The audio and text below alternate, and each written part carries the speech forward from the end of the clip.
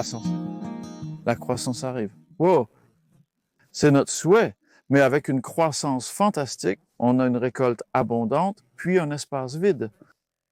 Comme beaucoup de légumes poussent en 6 mois. Dans un climat tempéré de latitude moyenne comme celui-ci, c'est différent sous les tropiques, différent aussi dans les régions très froides où l'on peut n'avoir qu'une seule récolte par an. Vous connaissez mieux votre situation, mais prenez-la en compte dans votre jugement. Et je dirais que dans les climats de latitude moyenne, pour beaucoup de légumes, il faut récolter vers la mi-été et ensuite, waouh, avoir des plants prêts, avoir des graines prêtes. Il s'agit de ce avec quoi vous pouvez réussir. Et j'utilise ce parterre comme exemple pour cela. Ainsi, parmi les possibilités, nous avons des pois à cette extrémité. Cette variété nommée Hearst Green Shaft produit très rapidement avec des gousses suspendues aux plantes. Dans 2 semaines, nous récolterons de délicieux pois bien tendres, à écosser à partir de ces gousses. Et la récolte pourrait continuer jusqu'en juin, cela dépend du temps. Donc il y a toujours un peu d'incertitude et on ne peut pas être trop précis sur les dates, mais je sais par expérience qu'à la fin juin, cet espace sera libre. Que peut-on planter alors?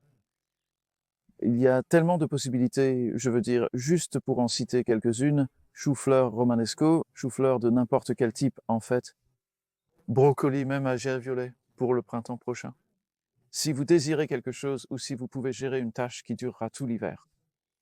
La bête est une excellente plante à repiquer ou à semer.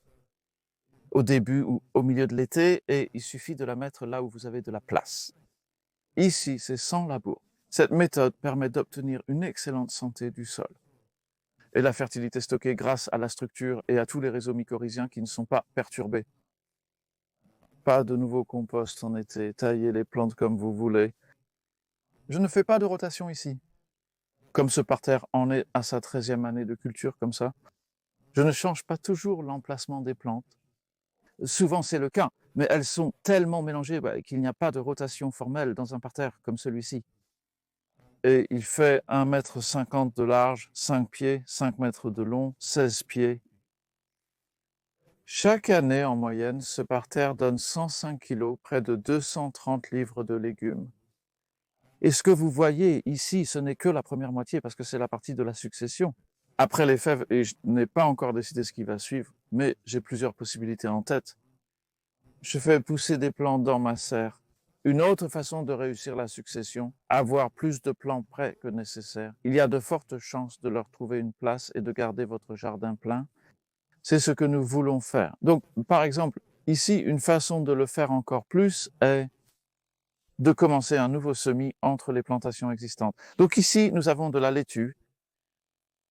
Même parce que la surface est souple avec le compost, je peux tracer un sillon comme ça avec mes doigts, assez profond pour pouvoir y déposer des graines de carottes pendant que la laitue est encore en train de pousser.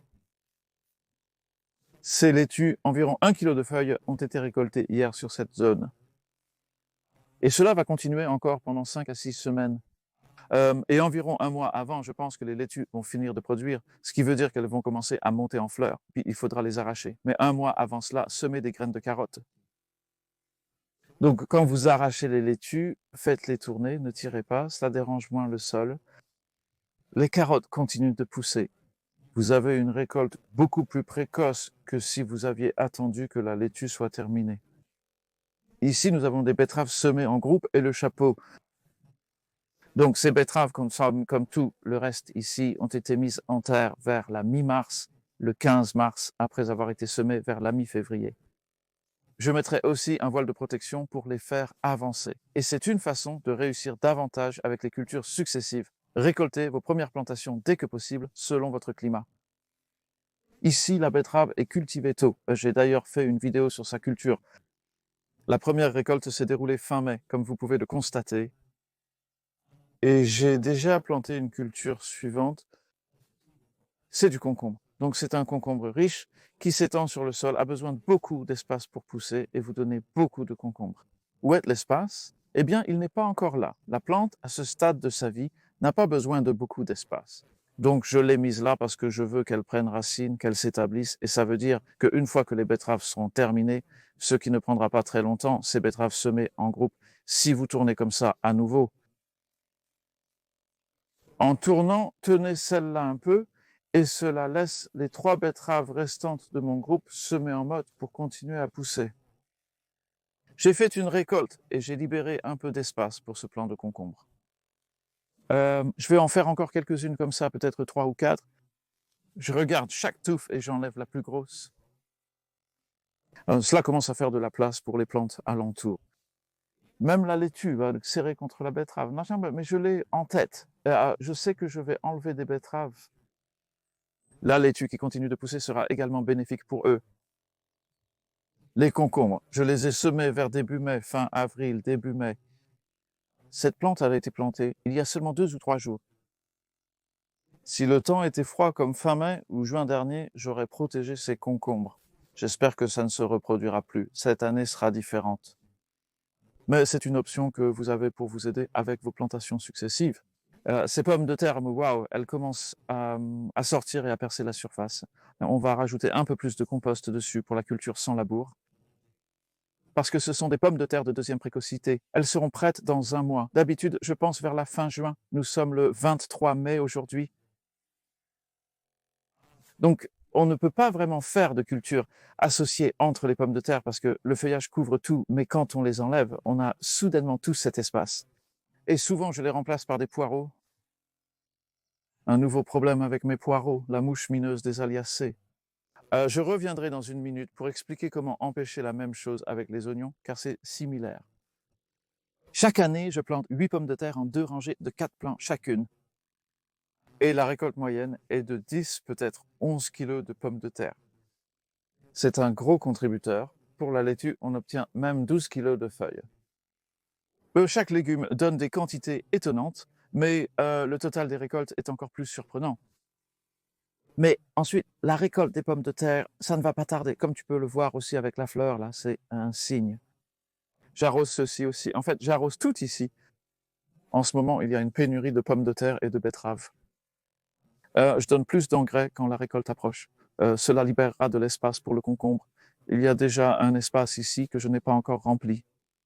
C'était du chou. Il y a une racine de chou provenant d'un chou précoce qui a de nouveau été planté à la mi-mars. Donc ça, c'est déjà passé. Et il y aura pas mal d'espace ici, des options pour peut-être plus de laitue, d'autres salades comme la chicorée et laisser plus de fenouil plus tard. En fait, le fenouil pourrait aller entre les concombres. Je fais ça parfois en tant que culture intercalaire. Ici, nous avons des poireaux, puis un peu d'espace. Le fenouil sera bientôt prêt à récolter.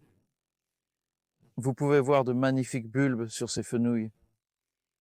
Pour les récolter, il ne faut pas attendre trop longtemps. Tout signe d'allongement indique qu'il vaut mieux récolter le fenouil avant qu'il ne monte en graines. C'est sa prochaine étape. Je pourrais planter du chou ici. J'en ai d'ailleurs quelques plants. Ils seront serrés, mais quand le fenouil aura poussé, je pourrais les rapprocher encore plus comme ça. Cela libère plus d'espace ici, offrant diverses options d'espacement. Et puis, à côté du fenouil, il y a les oignons, qui sont des oignons bulbes. Donc, ils vont rester en terre encore 7 semaines, probablement. Je les ai couverts avec un voile. Donc, voici mon Dignodictraba. Comme tu peux le voir, j'ai juste roulé le voile en arrière pour les besoins de cette vidéo. Je vais le remettre ensuite. La mineuse du poireau me cause des problèmes. Et j'espère ne pas en voir ici, mais si c'est le cas, tu le sais. Protéger les oignons potentiellement jusqu'à début juin. Je cherche encore la méthode optimale. Je reçois de bons conseils utiles de certains d'entre vous qui l'ont. J'apprécie vos conseils dans les commentaires. Abonnez-vous d'ailleurs parce que, vous savez, c'est une bonne façon de rester à jour. Nous proposons de nombreux contenus très utiles, particulièrement en cette saison. Nous venons de publier une vidéo faisant le tour du jardin, à voir si ce n'est pas encore fait. Et il y a énormément d'informations là-dessus parce que j'ai beaucoup d'expérience dans tous ces domaines. Et les carottes entre les oignons, c'est aussi une façon de profiter de la protection parce que je veux protéger les oignons et puis il y a un peu d'espace. Je l'ai un peu élargi, juste assez pour semer des carottes. Et elles sont prêtes à être récoltées. Alors, comment sait-on quand une carotte est prête à être récoltée? Souvent, on voit un peu l'épaule de la carotte juste au niveau du sol. Et il y en a 2 là qui sont assez proches. Et ce que je pourrais faire, c'est les arracher. Donc, même juste un, voyons ce qui se passe. Ouais, ce n'est pas mal. Donc, c'est un type de carotte précoce. En d'autres termes, je récolte toutes ces carottes d'ici 1 mois tout au plus et elles continueront de grossir. On les éclaircit en les récoltant. Et ensuite, je planterai du choucal à cet endroit tout de suite, ou même avant d'avoir fini de récolter les carottes, je fais de la place et je mets un choucal. Le choucal et les oignons peuvent pousser ensemble dans le même espace. Voilà quelques idées pour vous. J'en écrirai plus dans la description. Je ne peux pas tout épuiser, ce serait une très longue liste. En fait, dans mon calendrier que vous pouvez toujours obtenir en version numérique pour 7 livres, il y a à la fin une sorte de tableau annuel des périodes de récolte, parce que les 2 choses que vous devez savoir sont: quand ces plantes vont-elles finir à peu près? Et puis, quand pouvez-vous semer de nouveaux légumes pour avoir des plants prêts à les remplacer, afin de gagner, disons, 4 semaines de temps de croissance en procédant ainsi, en ayant des plants prêts plutôt que des graines. Je sème les carottes pour ne pas casser leurs racines pivotantes lors du repiquage. Les carottes et les panaises sont les 2 seuls légumes principaux dont on mange la racine pivotante qui est de la racine principale. Autres légumes racines: betterave, chou rave, oignon, rutabaga, navet, radis. Nous ne consommons pas la racine pivotante qui pousse à partir du renflement globuleux que nous mangeons, comme pour la betterave, le radis ou le navet. Juste au-dessus de la racine pivotante, permettant une transplantation réussie. Mais ça ne marche pas pour les carottes. Donc les navets seraient un autre légume à semer aussi tard qu'en août, car on les récolte ensuite en novembre. Cela pourrait suivre les concombres, car on le plante fin août, comme le fenouil. Semez-le fin juillet et repiquez-le fin août ou début septembre. Ce que je fais moi avec les concombres, c'est que je coupe quelques feuilles atteintes de mildiou, ce qui ne m'inquiète pas trop. C'est une étape normale de croissance, ce sont les feuilles les plus âgées. Faites de la place et plantez du fenouil entre les concombres qui finissent leur production. Donc vous avez ce genre de possibilités. Vous pouvez créer vos propres associations, adapter votre culture selon votre climat, votre localisation, vos préférences de culture et de consommation. Ce sont des idées que je vous donne. Si vous aimez manger des légumes comme le chou frisé, alors faites-le. Si vous n'appréciez pas le chou frisé, optez pour du chou ou une autre brassicacée. Rien n'est gravé dans le marbre à ce sujet. Et osez essayer et expérimenter de nouvelles choses.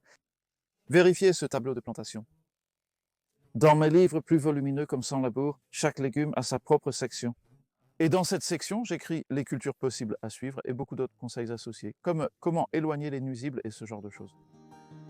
Amusez-vous avec les successions, c'est l'un des aspects les plus créatifs du maraîchage.